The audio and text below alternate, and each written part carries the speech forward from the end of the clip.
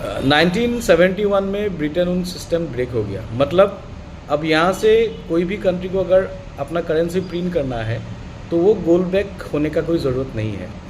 और इसी time US को लगा कि अपना जो करेंसी का डोमिनेंस रखने के लिए, कि अब ये फिएट करेंसी हो गया और यहाँ पे यूएस को भी गोल्ड रखना नहीं पड़ेगा करेंसी प्रिंट करने के लिए, तो उनको लगा कि अपना करेंसी का डोमिनेंस कैसे रखें।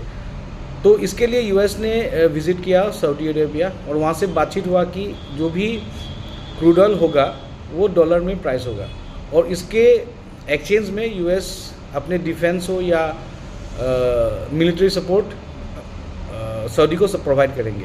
तो ये चीज़ एक्सेप्टेड हुआ और उसके बाद धीरे धीरे सऊदी ने क्रूड ऑयल को डॉलर में प्राइस करना शुरू किया और बाकी जो ऑर्गेनाइज और पेट्रोलियम एक्सपोर्टिंग कंट्रीज़ है उन्होंने भी डॉलर को ही as a pricing method use किया क्रूड ऑयल के लिए। तो धीरे धीरे करके ये जो डॉलर था पेट्रो डॉलर बन गया, अब वर्ल्ड का रिजर्व करेंसी भी बन गया। तो कोई भी कंट्री को ऑयल में ख़रीदना बेचना है तो अभी डॉलर में ही होता है। लेकिन किसी ने भी अगर इस सिस्टम के ऊपर आवाज़ उठाया, उसके रिजाइम चेंज हो गए या उनको हटा दिया गया। 2000 में सद्दाम हुसैन ने बोला कि जो इराकी क्रूड ऑयल है वो डॉलर में प्राइस नहीं होगा, वो यूरो में करेंगे। तो उसके बाद आपने देखा होगा कैसे रिजाइम चेंज हो गया और सद्दाम हुसैन का क्या हुआ।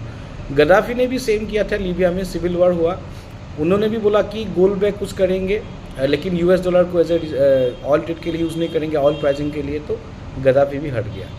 थर्ड, ईरान भी वही चीज़ पे लगा हुआ है रशियन के साथ कि जो 2004-5 से जो टेंशन था, बीच में ईरान ने भी जो ऑयल की पेमेंट डॉलर ने ही यूरो में लिया। तो अब ईरान का भी यही इशू है। अब इंडिया हो, रशिया हो, सभी लोग भी चाहते हैं, मोस्टली ब्रिक नेशन चाहते हैं कि जो डॉलर का डोमिनेंस कम हो और इंटरनेशनल पेमेंट भी कभी कभी रुपी टर्म्स में है।